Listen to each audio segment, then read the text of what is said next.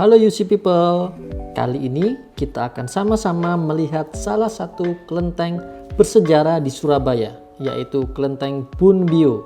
Kelenteng yang terletak di Jalan Kapasan 131 Surabaya ini merupakan satu-satunya kelenteng khusus agama Konghucu di Asia Tenggara, dan saat ini masih digunakan sebagai tempat ibadah umat Konghucu sampai sekarang. Kalian juga bisa membaca buku tentang kelenteng ini loh, yaitu buku berjudul Bunbio, Benteng Terakhir Umat Konghucu karya Sinta Devi Ikasanti Rahayu di UC Library. Nah, kira-kira bagaimana sih sejarah dan perjalanan kelenteng Bunbio dan bagaimana kondisi kelenteng Bunbio saat ini? Yuk, sama-sama kita dengar dari penjelasan beberapa narasumber kita berikut ini.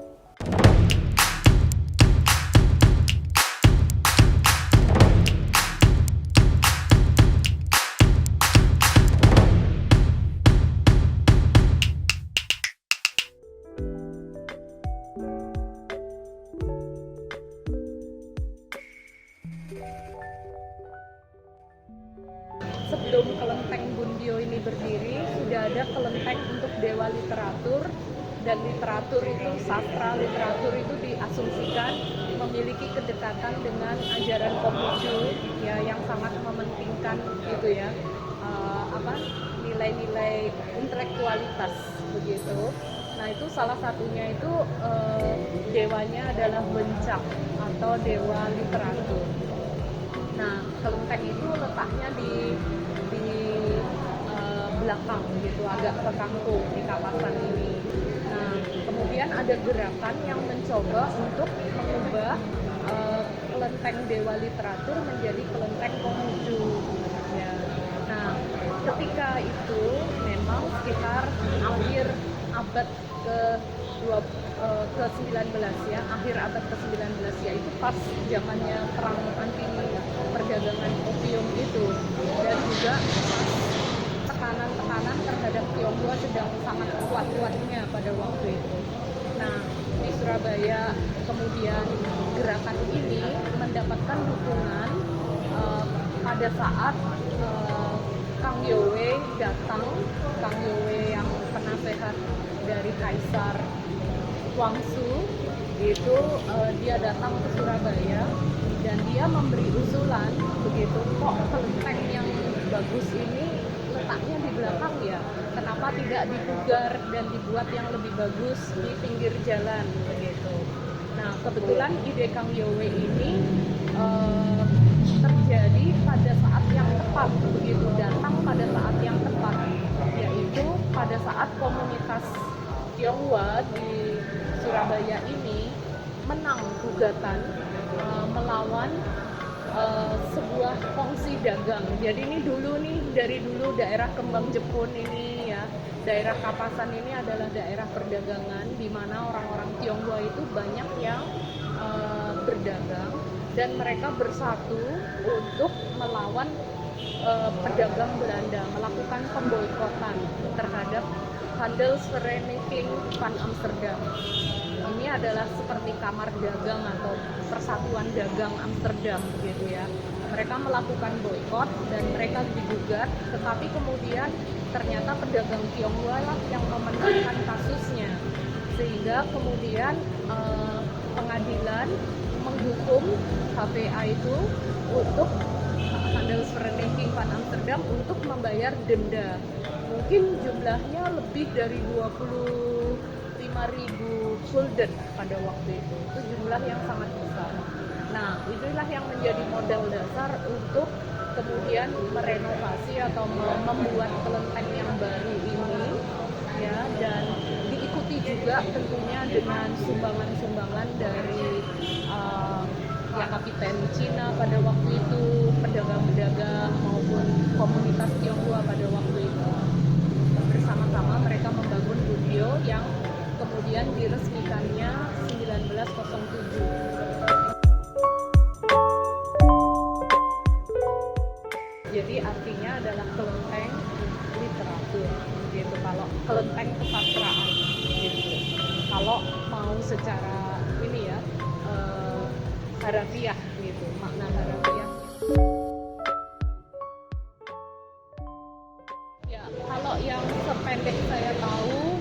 saya menggunakan ini ya, sharing dari Seong-gyeok-chan, yang seorang tokoh Tionghoa yang cukup terkenal dan menuliskan ini apa namanya, memoir masa kecilnya yang dihabiskan di Kapasan Dalam. Seong-gyeok-chan mengatakan bahwa Bunbyo ini waktu itu menjadi gedung yang termegah begitu, salah satu gedung yang termegah di daerah ini gitu, dan kemudian menjadi tempat di mana dilakukan upacara-upacara ya, seperti misalnya pada hari tanggal 1 ya dan tanggal 15 bulan Imlek gitu, yang berbasis kalender bulan.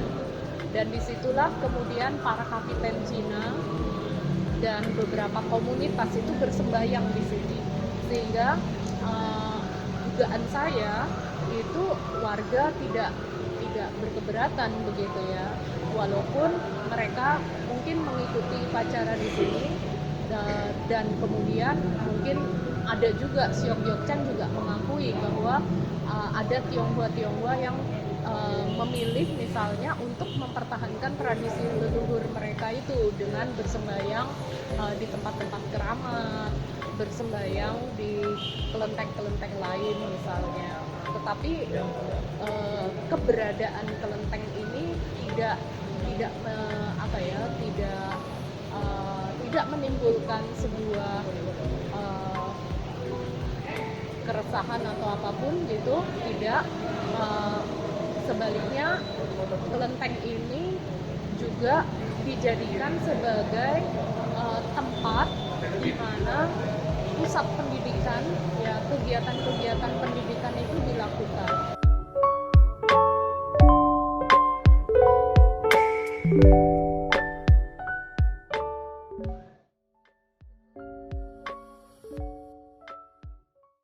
Ya, sebetulnya memang ada tekanan ya, kalau tidak salah itu Jenderal Sumitro mungkin mengeluarkan aturan itu, tetapi juga ada SKB 3 Menteri Agama, Menteri Dalam Negeri, dan satunya lagi Kejaksaan Umum begitu. Nah, mereka melakukan tekanan sebetulnya kepada kelenteng untuk mengubah misalnya nama, mengubah juga format. Kalau misalnya di beberapa kelenteng itu ada figur-figur seperti Makco, Hoktek Cincin atau yang lain, itu mereka ditekan untuk berubah menjadi Tridharma, di mana di banyak kelenteng-kelenteng tersebut kemudian ada 3 figur baru yang ditambahkan, seperti misalnya Buddha, Siddhartha Gautama ya, Lao Tse, dan Konghucu. Nah, situasi Bunbyo pada waktu itu, dari percakapan saya dengan beberapa aktivis yang sepuh begitu, mereka mengatakan bahwa kelenteng Bunbyo juga menjadi target untuk pendisiplinan. Tetapi komunitas di sini itu memilih untuk bertahan, untuk tetap hanya berdoa dan berdoa kepada Nabi Konghucu saja begitu, tidak bersedia untuk diubah menjadi tempat yang tridharma.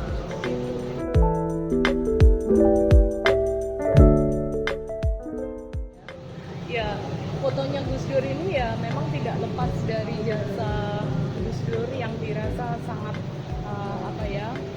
membebaskan kalangan Tionghoa untuk mengakui asal-usul dari leluhur mereka tanpa meninggalkan spirit kebangsaannya begitu, sebagai bagian dari warga Indonesia, dengan mencabut peraturan dari Soeharto yang sangat mengekangnya. Dengan dicabutnya peraturan itu, orang Tionghoa tetap bisa menjalankan ritual maupun nilai-nilai yang diwariskan oleh leluhur mereka, tetapi tetap merasa menjadi bagian dari Indonesia.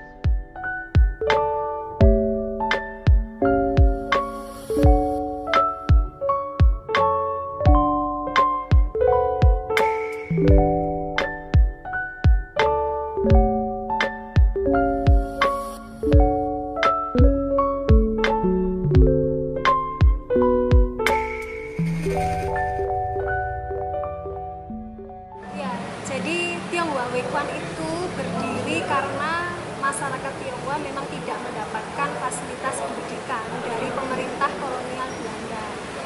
Jadi pemerintah kolonial Belanda itu baru membuka sekolah untuk anak-anak Tionghoa di tahun 1904. Namanya adalah Golan Citizen School atau bahasa Inggris.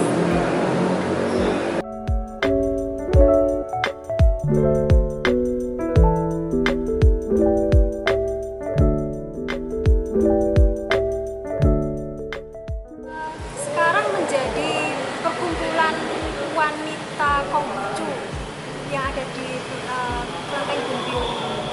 Kalau sekarang sepertinya kegiatannya sudah mulai berkurang ya daripada di era dulu. Kalau era dulu memang lebih banyak konsen di aktivitas pendidikan ya, terutama pendidikan wanita dan juga anak-anak.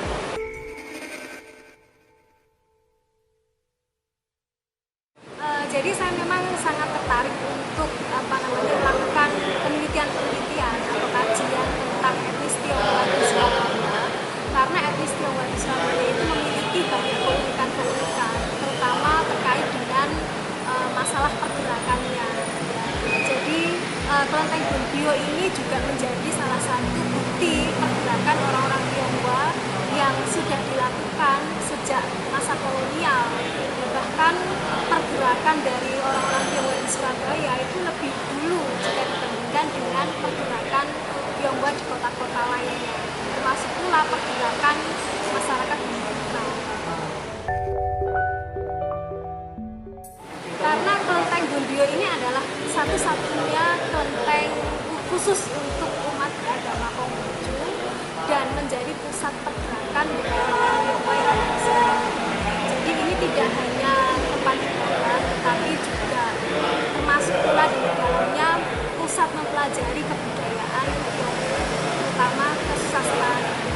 Jadi pada akhirnya memang hasil penelitian itu saya terbitkan supaya bisa dibaca oleh generasi muda yang ingin mengetahui bagaimana sejarah etnis Tionghoa di Indonesia, terutama di Surabaya.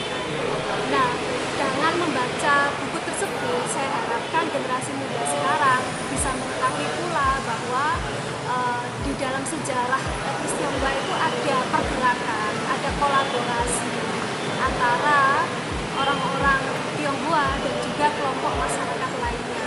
Dan disitulah menjadi bibit kebangsaan, nasionalisme Indonesia.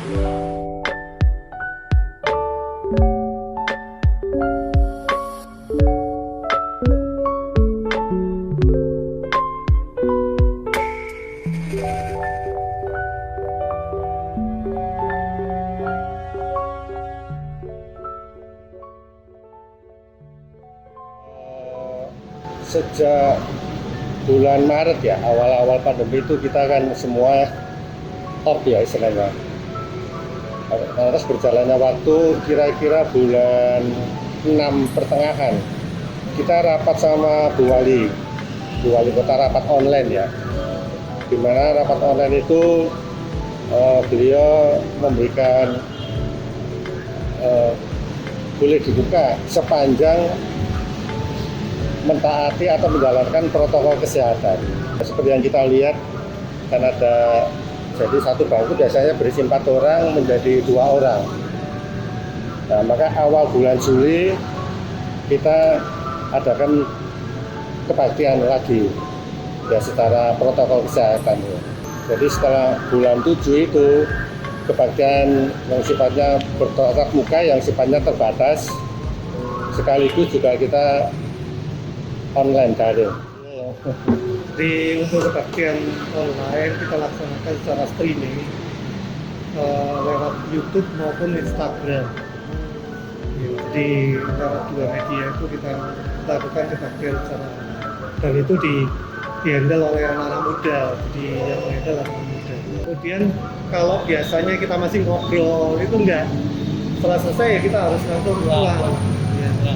Karena kebiasaan kita setelah kebaktian itu kita makan-makan bersama. Nah, tapi dalam kondisi pandemi ini makan-makan kita ganti dengan beli nasi bungkus untuk dibawa pulang. Jadi nggak makan di sini. Camping itu biasanya setiap tahun kita bagi sembako ke masyarakat.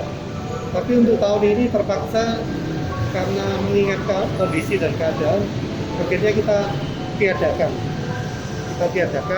Kita bagi secara terbatas saja karena Sake Hoping itu memang menjadi kebiasaan umat juga simpatisan untuk selalu mengirim sembako ke Budbio untuk disalurkan kepada yang nggak mampu.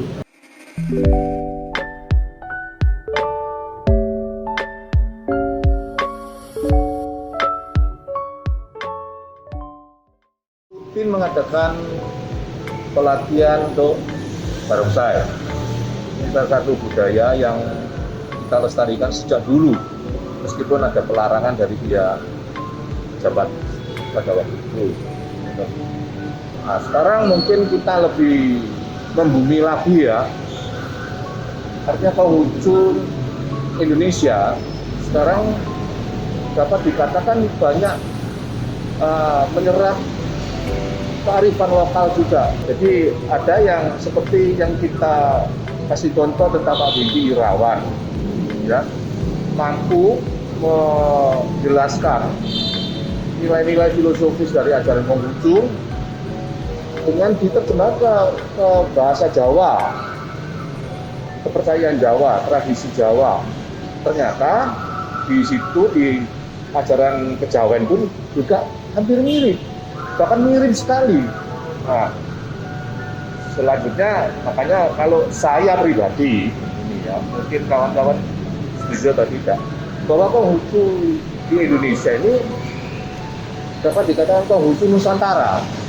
Konghucu yang berpijak pada kearifan-kearifan yang ada di Nusantara ini. Mungkin di Sumatera mungkin bisa berkembang bisa eksis lebih bagus kalau mampu untuk menyerap kearifan lokal di sana. Bahwa di sekolah kan sudah dimulai adanya pendidikan agama Konghucu. Ya, diajarkan di sekolah-sekolah baik tingkat sekolah dasar sampai universitas. Itu salah satunya. Kemudian yang informalnya kita untuk anak-anak kita juga ada namanya istilahnya, mohon maaf pinjam istilah Kristen ya, ada sekolah minggu ya yang mengajarkan etika dan budi pekerti sekaligus mengenai mungkin sejarah Konghucu, kemudian tata ibadah, Konghucu dan sebagainya. Dan yang kedua melalui kebaktian ya, melalui ceramah-ceramah, terus kemudian juga melakukan satu kegiatan pembinaan keagamaan. Ya kalau di Katolik retreat gitu misalnya ya, kita juga mengadakan seperti itu. Itulah yang bisa kita lakukan. Kegiatan-kegiatan seperti itu ya. Yang wisata religi misalnya ya. Kita ngajak generasi muda untuk jalan-jalan wisata religi ke tempat-tempat ibadah. Ya, sekaligus kita memberikan pelajaran agama.